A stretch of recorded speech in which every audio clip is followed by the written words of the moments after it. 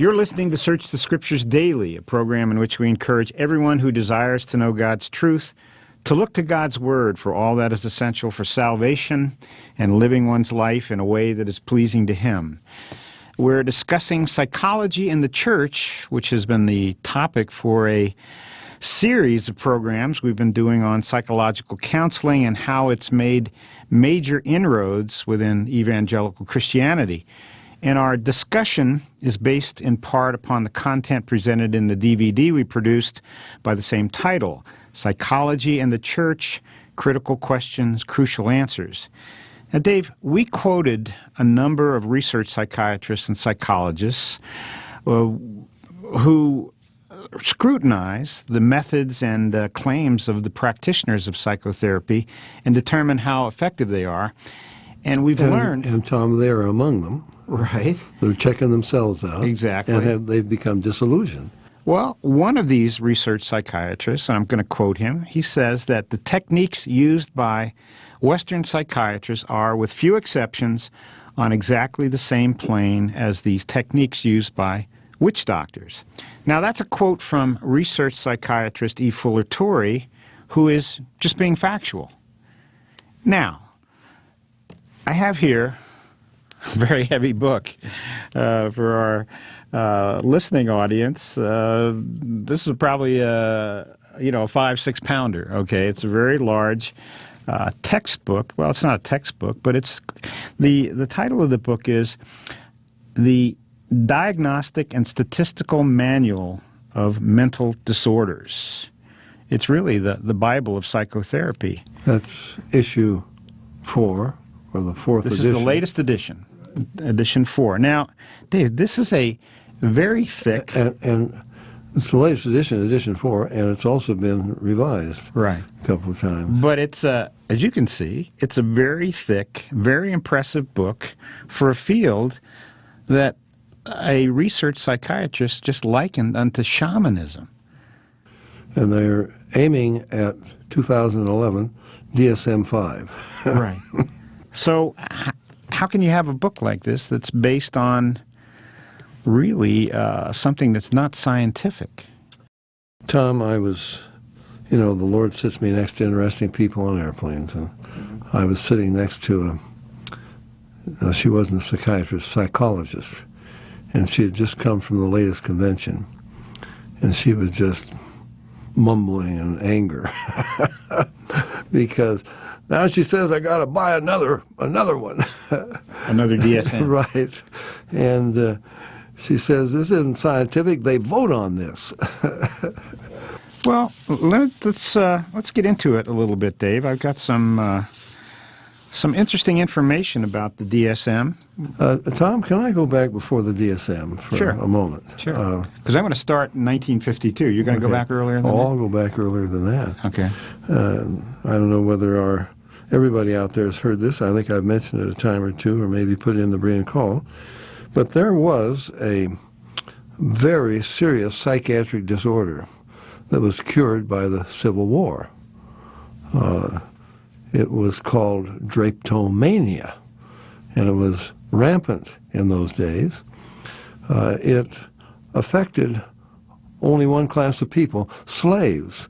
And the symptoms, I'm being serious now, the symptoms of this psychiatric disorder, mental aberration, this mental disorder, were an overwhelming urge to escape the plantation. And what do you know, the Civil War cured that one. Dave, we laugh, but, this psychologist, clinical psychologist that you sat next to, this is such a system that if, and I make no apologies for this, it's almost fraudulent. It is. Really. Well, let's start with this. Well, Tom, when I'm sorry to keep interrupting, but you got the book and you got all the facts over there. You remember 1974, the annual meeting there in San Francisco. David, did we mention that already? We've mentioned it, but let's use that as a punchline here. Let's start in 1952. Okay. All right. Okay. Because people are not going to believe it. If we jump out with it, well, let's build up to it. That's what I'm getting at. 1952, the American Psychiatric Association, again, produced this book called the Diagnostic and Statistical Manual, and more commonly called the DSM. The first edition listed 107 mental disorders. Remember, this is the Manual of Mental Disorders. Right, right. That's 1952. That's quite a few. Right. The list of Tom, I keep interrupting, but when I remember, we used to go to the insane asylum. It was called Patton. I remember the name of it. And we would go there to give out tracts. And in those days, you just had one diagnosis. You were crazy, or you weren't. Yeah. But anyway. Let me say this for our listeners. I mean, look, we're not trying to mock this, and certainly It's hard not to, Tom. I know it is, but at the same time, we know people go through issues of life, depression, and so on and so forth. Dave, maybe for some of our listeners, they don't know. I'm particularly compassionate with regard to people who are diagnosed with mental illnesses, because my father was a psychiatrist.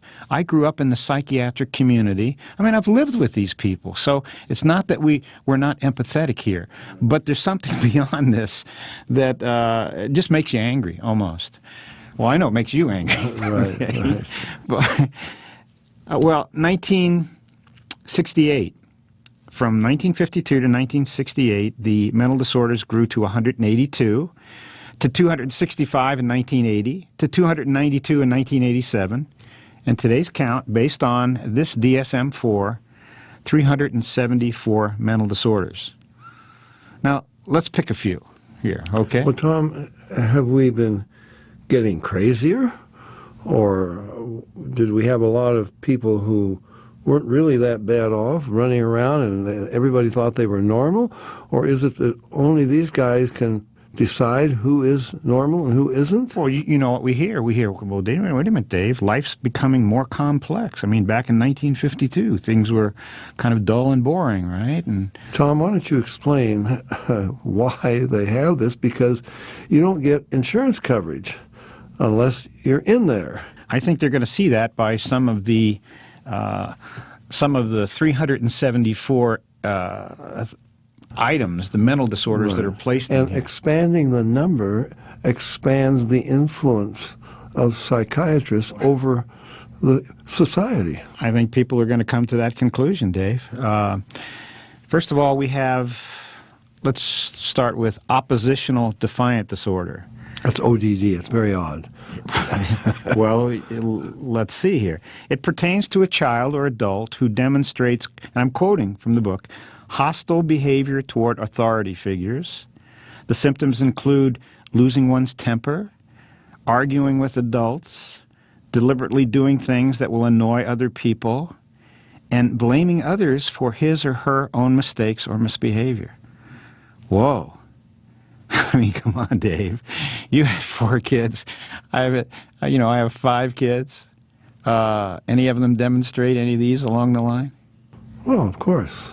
Some of them, sometimes. Well, or in the workplace. Would you have any people like that? It's just actually pretty normal, abnormal behavior that you see it all the time, but we never called it a mental disorder. We just call it, actually what it is the flesh, the Bible calls it, selfishness. So what you're saying, Dave, is ODD would open the door, what you said earlier, to lots of people needing this kind of help. Yeah, I don't know if you have the quote there, but who was it that said, You have the right to be a really obnoxious person on the job. If you're not that bad, you don't get any rights. But if you're really outrageous, then your rights kick in, and they have special privileges for you, and your employer has to make special provision. Dave, as you know, past programs, I mean, we wrote about this in The Seduction of Christianity, and I'm talking about self-love, self-esteem, and we've underscored on these programs how the cornerstone of humanistic psychology, but pretty much all of the psychotherapies, is self. Right. Now, we've got a problem, Dave, because the DSM lists narcissistic personality disorder. And that's a mental dysfunction of those who ironically nurture their self-esteem beyond the norm set by psychology. Well, what do you think? How does psychology have the right to set this norm? And of course, we've got a basic problem with self-esteem, which we've talked about in the past. Well, in our DVD, Psychology in the Church, Critical Questions, Crucial Answers, we have Dr. Martin and Deidre Bobgan. We have Dr. Tana Deneen, and I will just give you some insights from them from the DVD. Deidre talks about shyness.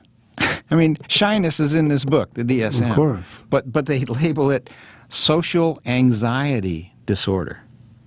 Dr. Tana Deneen. Tom, I'll say they're very good at coming up with names, with labels. Dave, this is from, again, our DVD, Psychology in the Church, Critical Questions, Crucial Answers. Dr.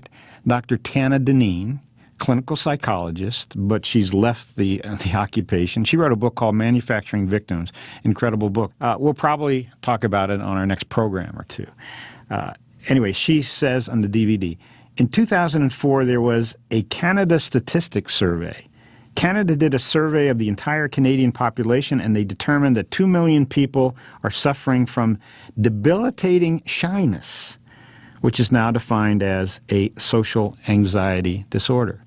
And she goes on to say, the big problem with this, according to the psychologists, is that maybe because of the shyness, a person didn't get the right job, maybe it affected their marriage. I mean, on and on. This has become, just shyness has become the root of major problems in their lives. Well, of course, it all leads to psychiatric help, Tom, for which they have to pay a fee, but they don't really pay it. The insurance company will pay it. The government will back it up, and this is a growth industry. Dave, based upon this book, I'm a little concerned about you. You see, if a person has an antagonistic view of psychological counseling, Right. refusing to subject himself to therapy, he's classified in this book as suffering from non-compliance with treatment disorder, Right. and that's code V15.81. Now, let's say you show up and you've got this issue in your life, and it's not covered by this. Now we got a problem, Dave. Very, very deep problem, because I can't pay for it. You can't pay for I it. need some insurance. Dave, you're covered. There is unspecified mental disorder, which we can, it has a number, and it can be sent into your insurance. Well, we're subject to what? Psychology. What's normal in psychology is basically whatever the psychologist says. What's abnormal is whatever the psychologists might say is abnormal. And if they can get it into a book like this, it's covered. Now, I've set you up for what you were about to say earlier. How do they decide, on this big, thick book, how do they decide from anorexia nervosa all the way, to Z? I'm sure they've got one in there for Z. How do they decide those things, Dave? Well, they decide it by a vote, of course, and they decide it by how profitable it will be, but there are also circumstantial decisions that must be made, or decisions based on circumstances. Tom, you remember in 1974 they had their annual convention in San Francisco. Of course, that's kind of the headquarters for homosexuals, lesbians. They call themselves gay. They ruined a good word that we had back there. But for some time there had been pressure from the homosexual community to, well, the DSM had listed it as a mental disorder. And there was pressure to get it out of there. Now, Tom, you've got the statistics in front of you. I don't remember exactly, but they changed it. There was real pressure. And in fact, I remember a psychiatrist who was present told me that the homosexual community was going to get violent. They were going to, number one, they were going to cut off electricity to where the convention was being held. Right there at the hotel. Right. And under that pressure, they had another vote. And I'm sure you got the statistics there. I think it was 5,000 something to 3,000 and something. It wasn't quite unanimous by a long shot, but they changed the classification. Right. From what to what, Tom? Well, from a deviant, abnormal behavior to a sexual preference. Right. Mm-hmm. And then they took it out altogether. Right. I don't know how anybody, by any stretch of the imagination, could call that scientific, Dave. It's, again, we're moving into the realm of fraud here. Tom, I get a little sarcastic. What about this gravity thing they're talking about? Well, let's get all the science together and let's vote on it. You can't make a science, as we've said, out of human behavior, and they are trying to do that. They're trying to be scientific, but this is not a science. And, Tom, the most grievous part is that, well, it's grievous, number one, that almost the whole society follows this. Just like sheep, like lemmings. Now, another thing we have not mentioned, I think, about psychology is that this is really a great vehicle for Antichrist. This is an ecumenism like no other ecumenism. This is not just getting religions together, but it does. Catholics and Protestants speak the same psychological language. So do Mormons and Jehovah's Witnesses and Buddhists and Hindus and Muslims. It's amazing. This is the new universal language. Dave, it's a religion. There's no doubt about it. It is a religion. It has a priesthood, and as you're saying, the common language is acceptable to everyone. It's based upon self. I mean, all these things contribute to what you're saying. I have often called psychology Satan's master stroke of genius.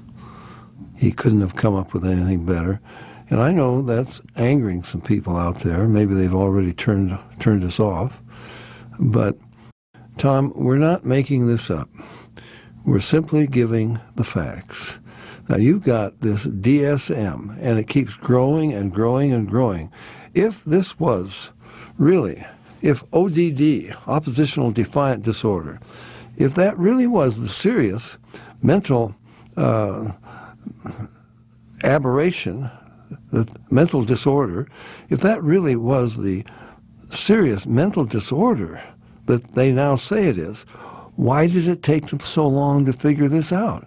Or is this just something new? Wow, some germs are flying around and people keep getting more mental disorders. Just from that standpoint, Tom, it's ludicrous. Mm-hmm. Dave, we began this program by talking about the inroads that this has made into the church. This is where it's easy to get angry. Dave, I'm looking at an ad which was placed in the American Psychological Association Monitor. The ad was placed by Pat Robertson's Regent University. The ad begins this way. First of all, you have a picture of the DSM with a Bible sitting on top of it. It says, "Read any good books lately? The DSM-4 and the Holy Bible belong together on the bookshelves of any future psychologist who desires to treat the whole person, body, mind, and spirit." Apparently psychologists are the only ones who are competent to treat body, mind, and spirit. Now, psychology started out with a denial of mind and spirit. Mind is non-physical, spirit is non-physical. It was a medical model of Freud. We were stimulus response mechanisms. B.F. Skinner's behavioristic psychology. Now they're into mind and spirit. What do they know about spirit? I'd like to ask the psychiatrist. Did you get a degree in spirituality? What do you mean you're treating spirits? Tom, the picture shows the Bible on top of the DSM. Actually, it should be reversed because the DSM has rewritten the Bible. That's the situation we have today. Christian psychology, so-called. And by the way, it was brought, we ought to talk about this in another program. Who brought it into the church? It was Norman Vincent Peale, who on national radio said, "You don't need to be born again. I found eternal peace in a Shinto shrine." And Phil Donahue, who was at that time interviewing him, said, he was shocked. "Well, you're a minister. Aren't you supposed to tell me that Jesus Christ is the way, the truth, and the life?" Peale said, "Jesus Christ is one of the ways. There are many ways to God." Now, this is the man who brought this whole thing into the church. He started with a psychiatric clinic, Smiley Blanton, Right. who was a Freudian psychologist, and one of his claims to fame was, I forget the exact years, that he had been psychoanalyzed by Freud himself 4 times, 3 successive years, I think 37, 38, 39, I don't remember, but it's around that time. Now, Tom, doesn't that give you great confidence? And the whole church, evangelical church, withstood him for decades. They said, "This is not right. You can't let psychology into the church." And finally, he prevailed. And we need to talk a little bit. Well, we'll bring it about right that. up to speed, Yeah. Dave. We'll bring it right up to today, Dave. The most influential man in the evangelical church, without a doubt, is Dr. James Dobson, psychologist Dr. James Dobson. So that's where we are.